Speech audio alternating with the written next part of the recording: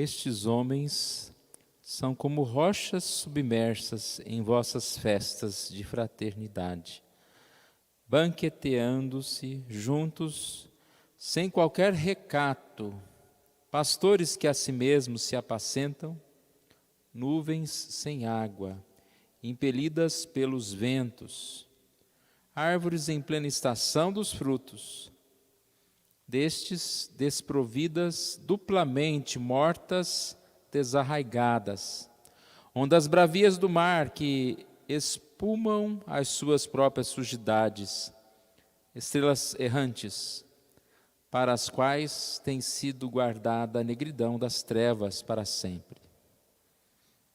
Quanto a estes, foi que também profetizou Enoque, o sétimo depois de Adão, dizendo: Eis que veio o Senhor entre suas santas miríades, para exercer juízo contra todos e para fazer convictos todos os ímpios, acerca de todas as obras ímpias que impiamente praticaram, e acerca de todas as palavras insolentes que ímpios pecadores proferiram contra ele. Os tais são murmuradores, são descontentes, andando segundo as suas paixões. A sua boca vive propalando grandes arrogâncias. São aduladores dos outros por motivos interesseiros. Como eu disse a semana passada, nós percebemos que é um livro tão pequeno, mas tão cheio de detalhes, e por isso a gente demora algumas semanas para estudar e poderíamos demorar até um pouco mais. Outra coisa que eu já falei algumas vezes aqui, que a base do nosso estudo tem sido o comentário bíblico do reverendo Hernandes. Um dos motivos é porque realmente, se você algum dia quiser comprar algum comentário bíblico, eu recomendo os livros do reverendo Hernandes, porque ele faz como se fosse mesmo um resumo de vários comentários. Se você começar a ler outros comentários, você vai perceber como ele pegou um pouquinho do bom de cada comentário e colocou no comentário dele. E os comentários dele também têm esse perfil de não só explicar, né, o texto, mas quase que fazer um sermão do texto. Então são muito bons mesmo. E aí por isso que é a base onde a gente está estudando. No livro de Judas, já falamos e vamos assim relembrar, né, foi escrito para prevenir os cristãos contra os falsos mestres que estavam espalhando ideias erradas nas igrejas. Repare que não só era uma precaução para o que viria, mas sim já uma palavra para o que estava acontecendo. Alguns que estavam se levantando já naquela época, dentro da igreja, contra as autoridades realmente fiéis, e assim causando problemas na igreja. A ideia aqui é animar as pessoas a batalharem. O versículo 3 diz: diligentemente batalhar pela fé que uma vez por todas foi entregue aos santos. Como enfrentar os falsos mestres, então? Batalhando pela fé, ou seja, pela verdadeira doutrina, pela palavra de Deus. Isso nós temos falado bastante, né? A palavra de Deus não pode ser negociada, não pode ser contornada, não pode ser minimizada. Você não pode escolher apenas o que você acha bom da palavra. Você não pode mudar as coisas da palavra. E como também podemos combater os falsos profetas? Desmascarando. E a gente percebe que Judas faz muito isso. O falso profeta, ele tem a ideia, ele tenta passar uma imagem de santo, de homem de Deus. E você pode desmascará-lo a partir do momento em que você percebe nele tantas características que são levantadas aqui. Então vamos lá. O propósito nosso em estudar é para que a gente possa reconhecer um falso profeta e assim fugir dele, afastar dele, combatê-lo quando ele está perto, né? Quando ele está longe, às vezes é difícil, mas a gente pode falar, mostrar para outros que estão andando erradamente. Mas também, irmãos, todas as vezes que nós estudamos algumas características do pecado, algumas falhas, algumas coisas, nós temos que olhar para nós mesmos, né? E percebemos que a gente pode melhorar em tantos desses assuntos. Eu vou dar um exemplo de falso profeta. Pastor Caio Fábio.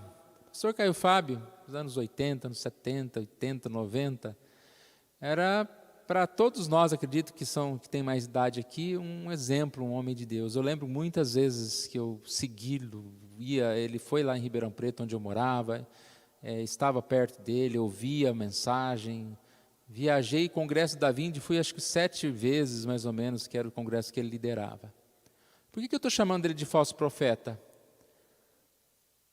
Não sei quantos acompanham, eu parei de acompanhar faz tempo, acho que o Pedro deve ter visto um vídeo que foi colocado lá no presbitério, no WhatsApp do presbitério, mostrando algumas dessas palavras dele. Irmãos, ele se afastou tanto da verdade que ele fala claramente que ele não crê na Bíblia como um todo, que ele não crê em várias coisas que a Bíblia ensina. E aí, por algum tempo, eu já não escuto mais nada, porque não adianta a gente escutar. Ele é muito sábio, ele fala muitas coisas boas. Mas esse último vídeo que eu estou citando, que foi colocado lá no grupo do WhatsApp do presbitério, ele agora está seguindo essa moda, né? Modinha dos famosos, de ir em podcasts, e foi em vários deles. E um que ele estava, acho que é o Inteligência Limitada, ou ele estava falando com o Rafinha Bastos, não sei, um desses podcasts que ele estava, acho que é o Rafinha Bastos nesse. Foi perguntado para ele a respeito da questão do homossexualismo, o que ele achava, aí ele falava, não tem nada, o meu filho é gay, a minha neta é lésbica, são pessoas maravilhosas de Deus e tal. Eu vou parar por aqui, né? Você percebe que são características de falsos profetas, quando mudam as coisas e irmãos estão pregando o evangelho, estão falando de Deus. Quando você ouve, você fala, como que é uma pessoa dessa? Eu estou falando uma coisa que me chocou e que choca a gente. Porque uma pessoa tão maravilhosa, uma pessoa tão, digamos assim, né, abençoada, como pode estar tão distante da Bíblia, da verdade? E se está distante da Bíblia, irmãos, não é verdade, não é verdadeiro, não é cristão, não pode ser pastor. Mas vamos seguir. Nós vimos a semana passada que esses rejeitam a autoridade divina, rejeitam as autoridades, versículos de 8 a 11. O versículo 8 diz, ora, estes da mesma sorte, quais sonhadores, alucinados, não só contaminam a carne, como também rejeitam o governo e difamam autoridades superiores. Rejeitam aqueles que contradizem o que ele fala, os que eles falam. Então, se você contradiz o que ele fala, você vai ser punido, você vai ser cancelado, rejeitado. Hoje nós vamos dar sequência, então, a partir do verso 12, sobre a hipocrisia deliberada. Então, eu disse há pouco que como combater? Combater desmascarando o inimigo, combater batalhando pela fé, pela verdade. E eu preciso desmascarar o inimigo. E aqui a gente vê 6 figuras fortes para descrever a hipocrisia dos falsos mestres. Então, nós vemos aqui 6 figuras, a partir do verso 12. O verso 12 começa dizendo, esses homens são como rochas submersas, em vossas festas de fraternidade, banqueteando-se juntos, sem qualquer recato.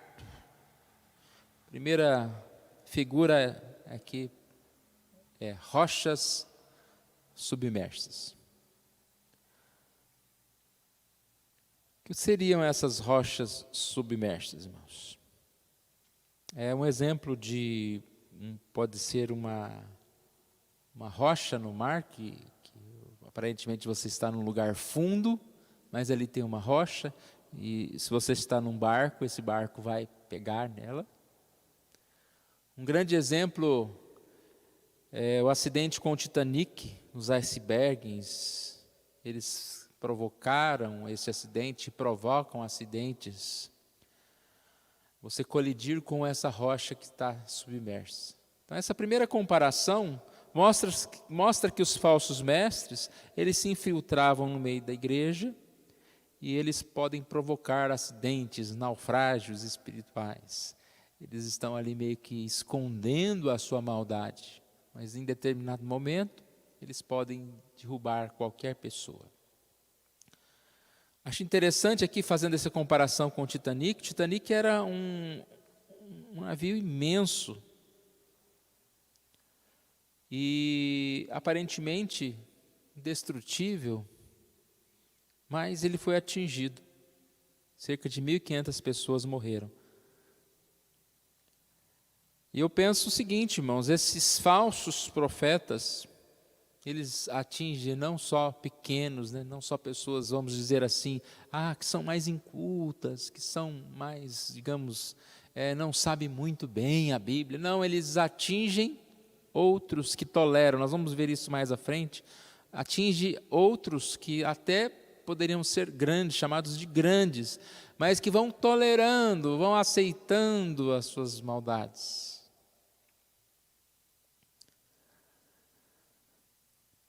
Os falsos mestres. Quem embarca em suas doutrinas aparentemente seguras, faz uma viagem rumo ao desastre. Essas são palavras do reverendo Hernandes ali no comentário. Ponto 2, mais uma figura aqui. Pastores que se auto-apacentam. Acho que nós já falamos algumas vezes sobre isso. Eles não estão para pastorear o rebanho, para ajudar as pessoas, mas eles estão ali para aproveitar do rebanho. Eles podem até doar alguma coisa, ajudar, mas a intenção deles é, com aquele ajudar o outro, ganhar alguma vantagem. Irmãos, a gente vê muito disso. Muita boa obra é feita para aparecer e com esse aparecer ganhar uma vantagem. Muita bondade feita para alguém, ela é feita com essa segunda intenção. Agora ele é meu amigo, quando eu precisar dele, eu já fiz uma coisa para ele, ele vai fazer para mim. É assim que acontecem esses pastores que apacentam a si mesmo, visando o lucro, e assim eles não têm nenhuma moral para alcançar os seus objetivos. O que eu quero dizer com isso? Se precisar mentir, mentem. Se precisar iludir as pessoas, prometendo coisas, vão mentir, vão prometer, mas não vão cumprir. 2 Coríntios 11, 19 e 20, Paulo denuncia esta atitude dos falsos mestres. Olha o que diz essa passagem.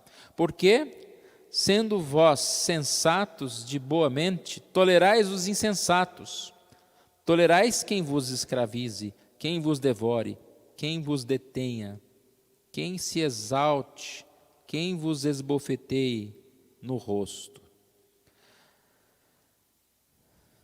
Tolerais os insensatos.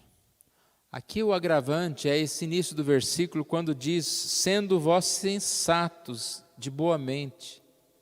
Então repare que o falso mestre vem com as suas mentiras e ele vai enganar muitas pessoas.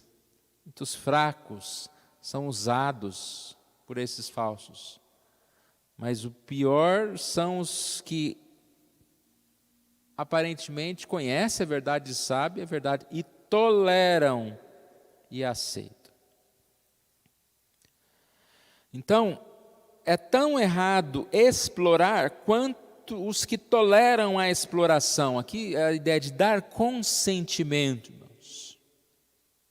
É muito sério. O alerta de Paulo, o alerta de Judas, é que nós não podemos ser coniventes com esse tipo de coisas. Acredito que os irmãos sabem muito bem do que eu estou falando, né? Quantas vezes existem alguns problemas, algumas coisas erradas, e no lugar da gente enfrentar, a gente fala, não, vou ficar quieto. Quantas igrejas, né? A igreja começa a fazer alguns trabalhos meio duvidosos, mas essa igreja está crescendo, está trazendo visitante. Eu vou ficar quieto, eu vou tolerar isso. Aí tolera doutrinas erradas, tolera coisas estranhas. E aí o problema não é, o errado não é só o falso, é o que tolera a falsidade, é o que é conivente com essa falsidade. São 6, né? Nós falamos. 6 figuras, sendo que agora temos 4 figuras tiradas da natureza: o ar, a terra, do mar e do céu. Versículo 12 ainda no finalzinho.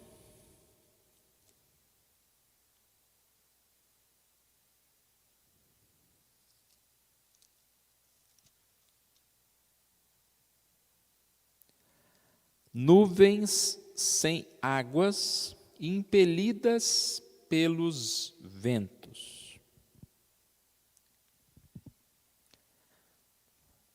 Nuvens sem águas. Você vai ver aqui uma das características, que é o engano. O que uma nuvem promete? Chuva, não é? Os falsos profetas, apóstolos, os falsos mestres aqui, eles prometem ajuda, mas como nós vimos há pouco, eles não ajudam, pelo contrário, eles querem tomar do outro. Podem prometer liberdade, podem prometer qualquer coisa, mas eles não oferecem o que prometem. Tem uma passagem em Provérbios 25:14, também falando de nuvens.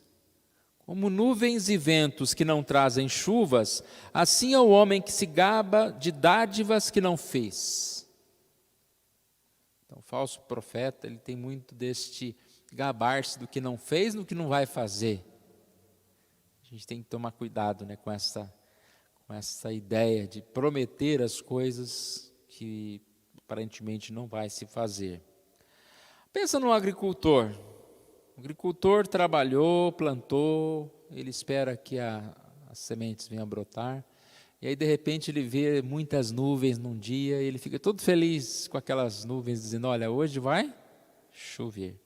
Mas as nuvens se espalham, o vento as leva, e assim também há esperança. É um duro golpe, né? Uma grande tristeza para esse agricultor. E assim vai ser com aquele que espera de um falso profeta. Uma grande expectativa, mas sem muito fruto. De Deus não vai sair nada ali, porque eles são falsos.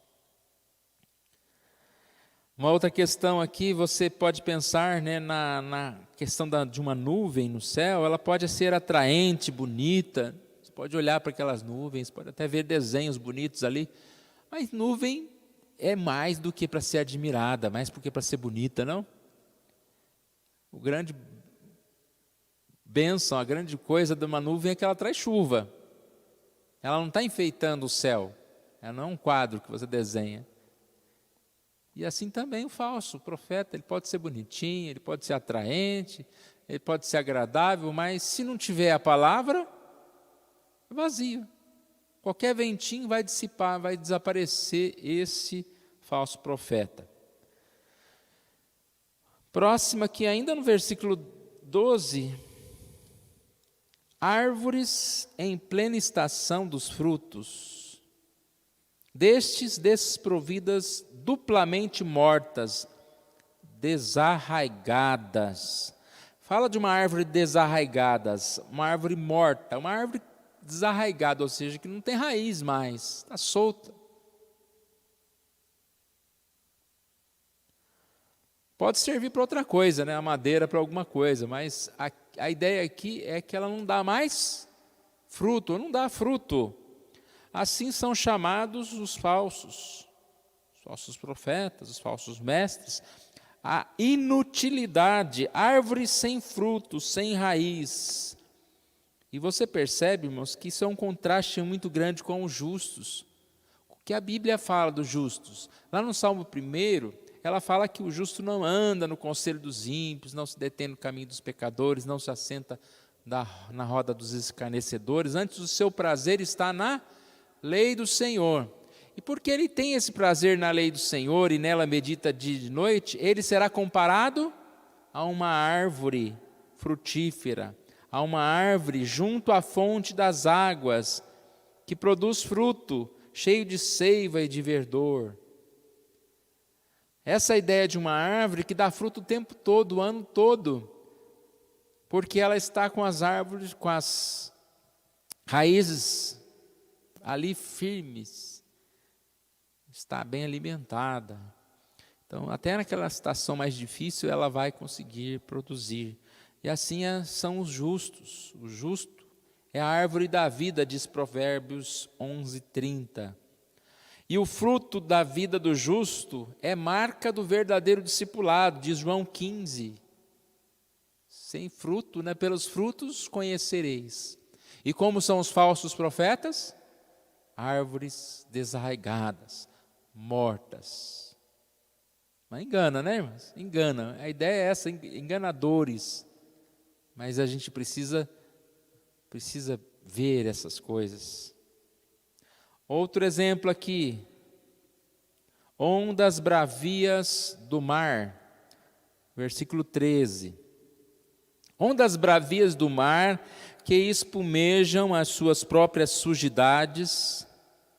Até aí. Ondas demonstram o total desgoverno, total incoerência. Ondas revoltadas. Aqui dá a ideia de um tsunami, de uma forma, de um mar descontrolado. Acho que nós todos já vimos algumas figuras na televisão, na imagem do tsunami, entrando, devastando tudo, bagunçando tudo. No Japão, em 2011, tivemos ali um violento tsunami e destruiu as casas, arrastava carros, lama para todo lado. E assim são os falsos profetas. São expressões fortes, né, então, de Judas aqui, falando deles, porque assim é aquele que vem como destruidor. Ainda no verso aqui, agora 13, na parte B aqui, estrelas errantes, para as quais tem sido guardada a negridão das trevas para sempre. Estrelas errantes demonstram a desobediência. A gente lembra muito bem das estrelas na comparação dos anjos que caíram como estrelas, porque se afastaram de Deus, porque desobedeceram a Deus. Podemos pensar neles como um meteoro que está caindo e vem causar destruição, mas acredito que aqui, cada vez mais, Judas quer mostrar que eles são o verdadeiro inimigo, né? O anticristo, porque pregam o mal, fazem o mal, são realmente comparados a demônios que se afastam de Deus e seduzem outras pessoas, e essas estrelas chamadas aqui de estrelas errantes, para as quais tem sido guardada a negridão das trevas para sempre. Para eles e para aqueles que são seduzidos por eles. Nós precisamos tomar muito cuidado, né, com esta ideia aqui destes falsos profetas. O tema aqui então, irmãos, nós estamos falando a respeito da hipocrisia dos falsos mestres. Rochas submersas, como se meio escondidos, mas estão ali para ferir, para destruir, que se autoapacentam, hipocrisia porque parece que fazem o bem aos outros, mas querem tomar o que é do outro. Nuvens sem água, mais uma vez algo de aparência que vai dar vida, que vai dar água, mas é só nuvem. Árvores mortas, também que não tem frutos. Ondas bravias, que vêm para destruir. Estrelas cadentes, estrelas errantes.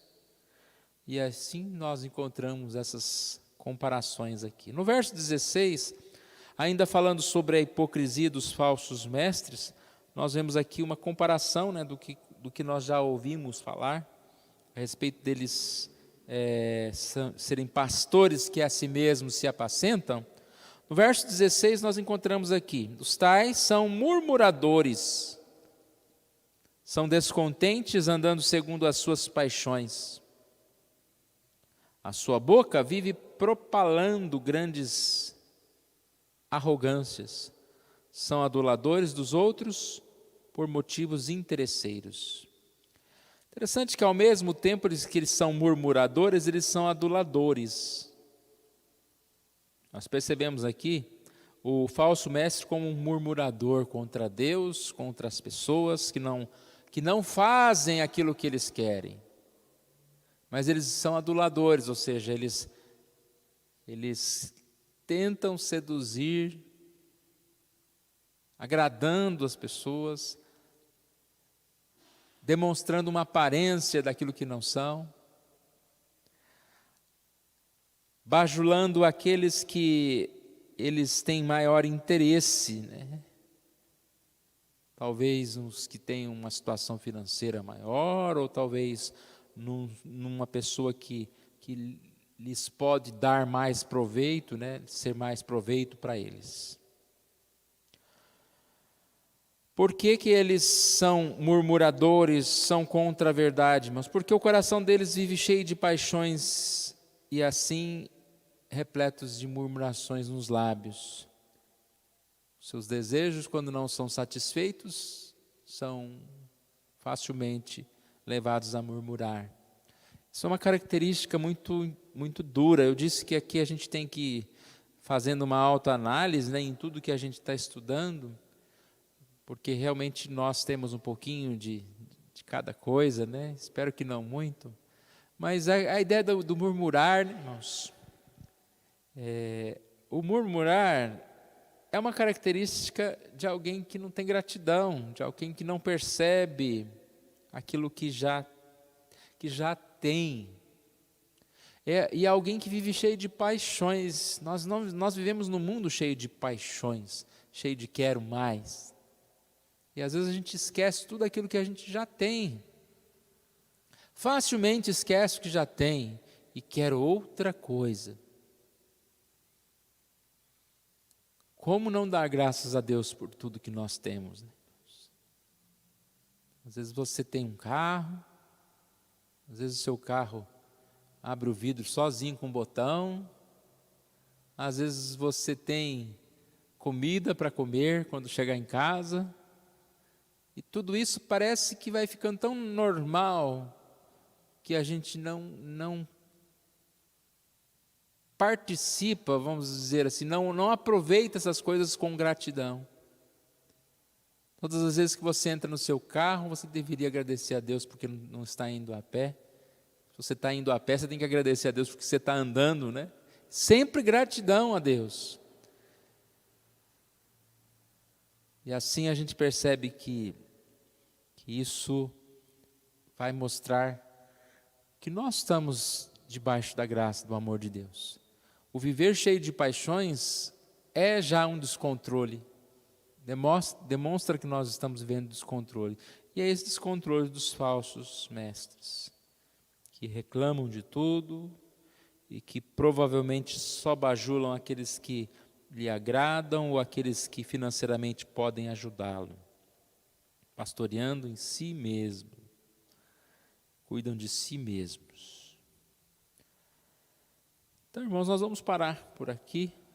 Faltou um pedacinho aqui, mas depois a gente termina a parte final aqui de algum dos versículos.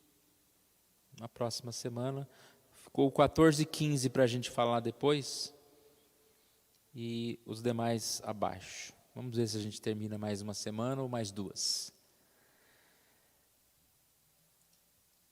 Que Deus assim nos ajude, nos abençoe, irmãos. Nós possamos, entender como a palavra de Deus ela é rica, ela traz detalhes para que a gente possa conhecer a verdade. Uma outra coisa que me chamou a atenção aqui para a gente concluir, é essa questão da aparência.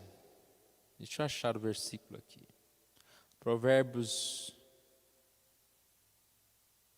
Não, 25 não. O outro Provérbios.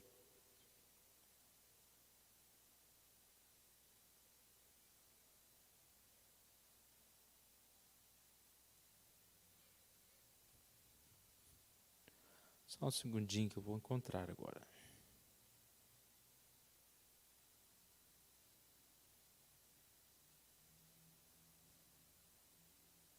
É Provérbios 25, 14 mesmo. Como nuvens e ventos que não trazem chuva, assim é um homem que se gaba de dádivas que não fez. Aqui me chamou a atenção porque a gente está vivendo num tempo muito de exposição, Eu achei muito curiosa a frase que falou que antigamente a gente tinha um diário. Alguém já teve diário aqui, que anotava o que fez? Lembra um caderninho? Você anotava, acordei tal hora, comi isso, viajei e tal. E uma coisa curiosa do diário era que você queria que ninguém pudesse ver. O diário era um negócio secreto seu. Se alguém pegasse esse diário, era um crime. Aí a frase, eu não lembro exatamente a frase, mas já estou explicando a frase, e dizia que hoje cada um, não todos, mas muitas pessoas fazem um diário público, que é a internet, posta o café da manhã, posta o que fez de tarde, tira foto e posta, e fica bravo quando ninguém vê, porque quer que todo mundo veja, que dê um gostei, um clique. Então, essa diferença. Só que qual que é o grande problema disso? Quando você tem um diário secreto, você escreve ali talvez as coisas boas e as ruins, e você tem aquilo como algo para te ajudar. E hoje os diários de internet, não estou dizendo que a gente não deve postar, não deve fazer nada, irmãos, eu estou só mostrando um lado do mundo, Eu mesmo posto algumas coisas, não é essa a questão. Mas o diário da internet hoje em dia muitas vezes é para demonstrar aquilo que a gente não é. Esse é o grande problema. Você posta uma coisa que não existe. Então é por isso que eu lembrei desse versículo. Como nuvens e ventos que não trazem chuva, assim é um homem que se gaba de dádivas que não fez. E aí a gente inclui tudo aqui, pastores, igrejas, pessoas que postam uma aparência do que não são. E isso é grave. Nós precisamos ser verdadeiros, precisamos, se a gente vai fazer algum relatório, que seja verdadeiro. Postando menos projetos, do que postar o que já está acontecendo, uma demonstração de alguma coisa que não é real, não é verdadeira. Então, entenderam-me, Que a gente tenha cuidado com tudo isso, porque assim é o falso profeta. Ele se gaba de dádivas que não fez, de coisas que ele não fez. Vou orar, depois nós vamos cantar ainda um hino final. Pai querido, nós agradecemos a Ti por essa oportunidade que o Senhor nos dá, ó Deus, de estarmos em Tua casa. Ó Deus querido, que o Senhor Deus esteja falando conosco, nos abençoando, nos protegendo, Senhor Deus, em tudo que nós fizermos, ó Pai. E que o Senhor nos abençoe, ó Deus, para que dia a dia nós possamos ainda seguir no Evangelho, na Tua palavra, ó Deus. Que o Senhor Deus esteja protegendo-nos da mentira, protegendo-nos, ó Deus, do falso profeta. Ó Deus, que o Senhor esteja nos protegendo de nos afastarmos, ó Pai, da Tua palavra. Deus. E obrigado, ó Pai, por esse momento, pelo estudo, por tudo que nós podemos aprender nessa noite. Que o Senhor fale conosco, leve-nos, ó Pai, confiados nessa palavra do Senhor, ó Deus. Nós assim oramos em nome de Jesus. Amém.